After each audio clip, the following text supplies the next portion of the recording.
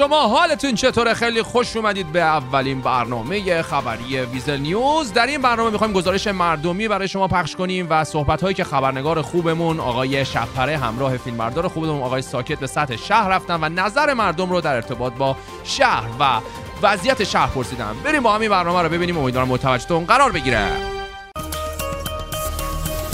بسم الله الرحمن الرحیم. سلام میکنم خدمت شما بینندگان عزیز. شاپور شب‌پره هستم، خبرنگار اعزامی لس سانتوس در روبروی ساختمان اسنار هستم.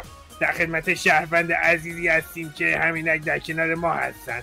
سلام و عرض ادب خدمت شما. خودتون رو معرفی کنید برای بینندگان ما. سلام، عرض ادب دارم خدمت شما بینندگان.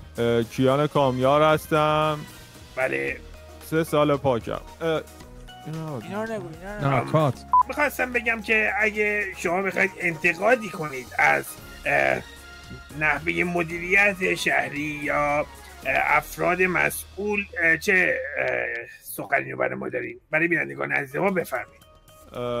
هر چی بگیم پخش میشه، سانسور نمیشه؟ بله، ما شفافیت حرف اول میزنه. بله، من تنها تقاضایی که دارم اینه که شهروندان دست به دست هم بدن، بریزن تو خیابون و این آقای چیو از اون بالا بیارم. اقتصاد خیلی خرابه وضعش. آقای شب‌پره واقعا هر چقدر کار میکنی باز کم میاد. یعنی شما شغل شریفتون چیه؟ من والا نون حلال میپزم میدم دست مردم. شما شاطر هستین. شاطر کیان جان. میخواستم بگم که شما به عنوان یک شهروند چه انتظاری دارید از مسئولین عزیز؟ چی کارها باید بکنن؟ مسئولین که حقیقتا انتظارهای ما رو هیچ موقع برآورده نمی کنن. من درخواستم از شهروندانه که دست به دست هم بدن، شده با دوشگاه، مولوتوف، هرچی بریزن تو خیابون. این بله، خیلی ممنون از آقای که وقتشون در اختیار ما گذاشتن و ممنونشونیم. خدا نگهدار. چه هوای خوبی، چه روز خوبی، چه قزوینی زیبایی. سلام هموطن، در کنار آقای قزوینی هستیم، سیاستمدار عرصه قرن. آقای قزوینی سلام علیکم به بینندگان عزیز ما و بفرمایید که چه حسی دارید به عنوان یک مسئول بازنشسته؟ نظر خودتون هم در مورد مسئولین عزیز بفرمایید. نه خیلی خوشحالم در کنار آقای قزوینی هستم، سیاستمدار بازنشسته. نظرتون رو در مورد مسئولین عزیز بفرمایید و بگید نظرتون چیه. حالا عرضم به حضور شما، کار سخت گوشت با منه. بله. بعد هر کس خلاصه یه سیاستی پیش میگیره، نمیشه گفت یه کار ایشون هم بد بود و فلان بمان. ولی خب بعد نظر مردم رو بپرسید ببینید چی بوده داستان، راضی هن یا نه. متاسفانه خبرهای زیادی مبنی بر مدیریت ناسالم آقای قزوینی پخش میشه. شایعاتی که در خیابون زیاد دیده شده، همه اینا شایعه است و فکر میکنم آقای قزوینی شما بهتر میدونید. آیا این چیزهایی که خدمتتون میگن تبرئه شدین از اون جرم فساد؟ بله، ما که تبرئه شدیم. یه انگی به ما الکی چسبوندن، می‌خواستم ما رو بکشم پایین. حضرت عباسی خودم در تونستم بکشم پایین. من خودم کشیدم کنار. حقیقت مردم آدمای هر چقدر خوبی کنی بهشون میشن وظیفه، میشن بی‌شرفا. باریکلا. هار که حالا ما بی احترامی نمی کنیم به مردم عزیز سانتوس. بله. ولی در کل هر چقدر خوبی کنی میشه وظیفه. بعد آدمای دیگه بیان تحت کار بشینن تا قدر ما رو شاید دونستم. ما که دیگه بوسیدیم گذاشتیم کنار. بله بینندگان عزیز، من سخن خودم با این شعر تموم میکنم. میگه قدر آینه بدانیم چو هست، نه آن وقت که افتاد و شکست. در خدمت آقای کاظم طلا هستیم، مشهور به دودول طلا. ایشون یکی از بزرگترین دیلرهای نباید بگم من. طلا جان سلام، حالت چطوره؟ خودتو برای سلام عرض میکنم، خسته نباشید. بنده کاظم طلا هستم، خیلی خوشحالم که اینجا در خدمت شما هستم.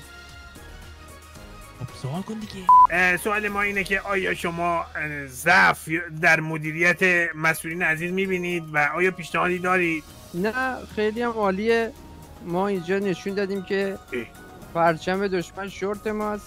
نه تنها شورت بلکه جوراب ماست. شورت. آره و من اینجا خیلی راضیم از وضعیت. سلام هموطن، حالت چطوره؟ امروز در خیابان هستیم تا با افراد عزیز شهر مصاحبه کنیم. سلام دوستان، حالتون چطوره؟ یک روز دیگه چه هوای پاکی، چه هوای خوبی، چه زندگی پاکی. نظرتون رو در مورد کفیات، آیا قوانین راهنمایی رانندگی بر موتورسواری شما تأثیری داره یا خیر؟ خیر. بله 100%. از اون جایی که ما یه موتور کلاب بسیار قانونی هستیم، بله تمام اینا رو رایده ما تاثیر میذاره برای. بله چشم. حالا جناب حاجی پور بیشتر توضیح میدن براتون. جناب حاجی پور بفرمایید. من فقط درخواست در خدمت آقای حاجی پور هستیم که درخواست آب دارن. مسئولین عزیز آب را برسان بر مردم عزیز لس سانتوس. مردم شهر بسیار در موقعیت‌های مختلف کمک کردیم. اگر سیدی بوده، اگر داستانی بوده، حتی ما خود مختار رفتیم کمک کردیم. یه نمونه برم باربا جان. بفرما. بینندگان عزیز، پهلوانان هنرمندم داریم بینمون. همینک در خدمت جناب آقای جکسون هستیم، مأمور عزیز اداره بی. خیلی خوشحالم که شما در کنار بنده هستید. اینکه مأمورین پلیس خیلی به صورت کلاسیک و به استایل خودشون زیاد نمیرسن. چه پیامی شما واسه شهروندان عزیز داریم به عنوان پلیس شهر لس سانتوس؟ خوش باشید، خوش بگذرونید، به دیگران آسیب نزنید، درساتون رو بخونید و همین. اینها فقط یک مامورین خوش نیستن، دلهای نازکی دارن. اگه اجازه میدی من رختو ببوسم. قربت برم. عزیز دلی. در کنار خودم خانمی دارم که بسیار زیبا چهره هستن با تتوهای عجیب و خلقه. خانم در مورد تتو برای ما بفرمایید. آیا درد داره؟ اصلا کی میگه درد داره؟ نه بابا مست چیه؟ بفرمایید که در جوامع ما جوانان رو آوردن به پیرسینگ و سوراخ کردن اعضای بدنشون. شما به عنوان یک خانم در این شهر بفرمایید چند سوراخ دارید؟ یعنی چی؟ گوشامو سوراخ کردم دیگه. دو تا گوش. خب نافم چند تا؟ یه دونه ناف. حساب کن 3 تا. سوراخ‌های دماغ چی؟ نه پیرسینگ ندارم. نه اونا بای دیفالت ها رو نگو، اونجوری که میشه. جوون‌ها بدونید خانمی با این استایل زیبا، با این همه روشنفکری، فقط 3 تا سوراخ اضافه دارن. بفرمایید که پیام شما به جوانان این سرزمین چیست؟ تا میتونین تتو کنید. بدونید 2 تا مغازه پایینی مغازه دوست بنده است که گفتن تبلیغشو نکنیم، اسقر آقا رو که تتو میزنه. خیلی ممنونم. آهویی دارم خوشگله، فرار کرده ز دستم، دوریش برایم مشکله، کاشکی اونو میبستم. سلام هموطن، در خدمت شما هستیم در شهر لس سانتوس، شهر نوجوان پرور لس سانتوس. در خدمت آقا سعید هستیم، نوجوان زیبای این شهر. خودتو معرفی کن. سلام، همونطور که گفتید آقا سعید هستم. خیلی ممنون سعید جان. بفرمایید که شهر عزیز لس سانتوس تونسته برای شما مکانهای سرگرمی و بازی رو درست ارائه بده خدمتتون؟ خیر والا اینجا رفتن به یه سری جا برای ما ممنوعه، بخاطر اینکه توش زنا مثل که نمیدونم منظورتون کجاست؟ خیلی دقیق برای ما بگید. والا اسم دقیقش اینه، زنا توش لخ میرسخن مثل که نمیدونم ما بریم تو عطیار خونه شهر رو میگن. بله بعد خیلی ناراضیم چون که اجازه ورود به ما رو نمیدن. بعد هر جا ما میخوایم کار کنیم، رانندگی کنیم، هر کار میخوایم میگه تو بچه تو جلو نمیتونه، در صورتی که والا ما از کودکی کار بودیم و همه چیز مسلط. برو. آره بله بعد دلسوزیم از موضوعتون که شهر بازی این شهرم که خرابه، مثل اینکه چند مدته ما والا خیر ندیدیم دیگه، تو این شهر همش داریم اذیت میشیم. بله یه پیام خیلی مهم دارم، اونم اینه که لطفاً اگر یه خواهشی عاجزانه دارم از گنگسترهای شهر، لطفاً از یه سنار گروگانگیری نکنید. ما دهنمون سرویس شد بابا، واقعا سرویس شده بابا، به خدا اینجا یه مکان عمومیه برای غذا و این. من خودم تو 3 تا مغازه کار میکنم، دهنم سرویس شده.